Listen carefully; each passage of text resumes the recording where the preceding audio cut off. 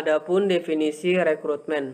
Yang pertama, rekrutmen menurut Mathis dan Jackson pada tahun 2001 adalah proses yang menghasilkan sejumlah pelamar yang berkualifikasi untuk pekerjaan di suatu perusahaan atau organisasi. Yang kedua, menurut Shimamura pada tahun 2004, seleksi merupakan proses pemilihan dari sekelompok pelamar yang paling memenuhi kriteria seleksi untuk posisi yang tersedia di dalam perusahaan. Tujuan dari perekrutan yaitu untuk mendapatkan calon karyawan yang memungkinkan pihak manajemen untuk memilih atau menyeleksi sesuai kualifikasi yang dibutuhkan oleh perusahaan. Adapun prinsipnya yaitu yang pertama, mutu karyawan yang direkrut harus sesuai dengan kebutuhan perusahaan.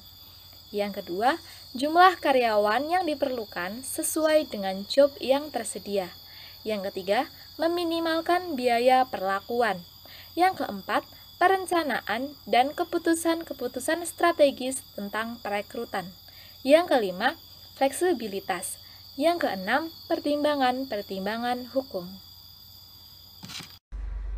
Berikutnya, saya akan menjelaskan mengenai proses perekrutan yang baik. Dasar perekrutan harus berdasarkan pada spesifikasi pekerjaan, sedangkan sumber perekrutan dapat bersumber dari internal maupun eksternal perusahaan.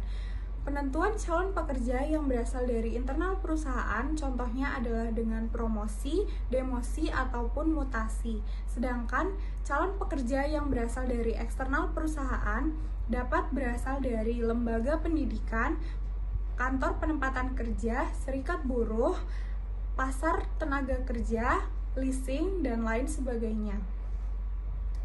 Penentuan calon pekerja yang berasal dari internal perusahaan relatif lebih murah, cepat, dan bersifat lebih stabil terhadap kondisi pekerja-pekerja di suatu perusahaan. Namun, sistem ini dinilai tidak dapat membuka lapangan pekerjaan yang baru.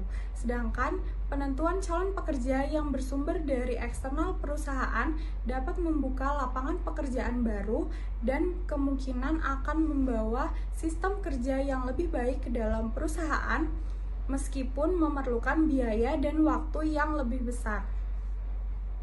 Metode-metode perekrutan.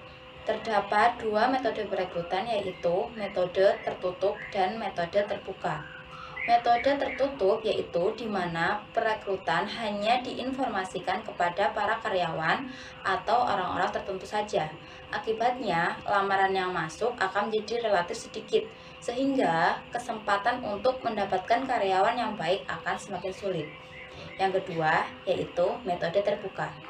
Metode terbuka yaitu di mana perekrutan diinformasikan secara luas dengan memasang iklan pada media massa, baik cetak maupun elektronik, sehingga dapat tersebar luas ke masyarakat. Dengan metode terbuka ini diharapkan banyak lamaran yang masuk, sehingga kesempatan untuk mendapatkan karyawan yang qualified menjadi lebih besar. Kendala-kendala perekrutan. Kendala-kendala yang dialami oleh perusahaan tidaklah sama. Tetapi pada umumnya kendala-kendala itu adalah yang pertama, kebijaksanaan organisasi. Kebijaksanaan organisasi yang akan mempengaruhi perekrutan yaitu kebijaksanaan kompensasi dan kesejahteraan, kebijaksanaan promosi, kebijaksanaan status karyawan, dan kebijaksanaan sumber tenaga kerja. Yang selanjutnya yaitu persyaratan-persyaratan jabatan. Semakin banyak persyaratan yang harus dimiliki oleh pelamar, maka pelamarnya akan semakin sedikit. Dan sebaliknya, jika jumlah persyaratan semakin sedikit, maka pelamarnya akan semakin banyak. Selanjutnya yaitu metode pelaksanaan perekrutan. Semakin terbuka perekrutan, maka jumlah pelamarnya akan semakin banyak. Dan sebaliknya, jika perekrutan semakin tertutup, maka jumlah pelamarnya akan sedikit. Selanjutnya yaitu kondisi pasar tenaga kerja.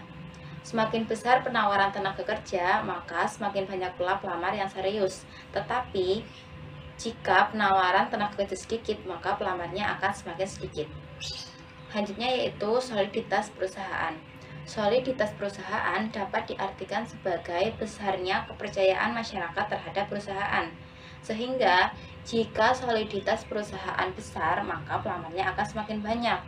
Dan apabila soliditas perusahaan rendah, maka pelamarnya akan semakin sedikit. Dan yang terakhir yaitu kondisi-kondisi lingkungan eksternal. Jika kondisi perekonomian tumbuh dengan cepat dan saingannya juga banyak, maka pelamarnya akan sedikit. Tetapi jika tingkat pertumbuhan perekonomiannya kecil, maka pelamarnya akan semakin banyak. Langkah-langkah rekrutmen. Yang pertama, menganalisis kebutuhan posisi apa yang diperlukan dalam perusahaan tersebut dengan cara identifikasi. Yang kedua, setelah melakukan identifikasi, maka dibuat rencana perekrutan berdasarkan informasi yang diterima sebelumnya. Yang ketiga, melakukan publikasi lowongan pekerjaan baik melalui media cetak maupun media sosial. Yang keempat, memproses lamaran pekerjaan. Sesuai dengan peraturan perusahaan yang ada, HRD akan memproses lamaran yang masuk ke perusahaan dan melakukan tes-tes kepada calon pekerja. Yang keenam, apabila pekerja lolos, maka dilakukan penawaran pekerjaan. Yang ketujuh, melakukan negosiasi tentang gaji, kontrak kerja, dan kapan pekerja dapat mulai bekerja. Yang kedelapan, atau yang terakhir, perusahaan dapat melakukan penerimaan pegawai baru.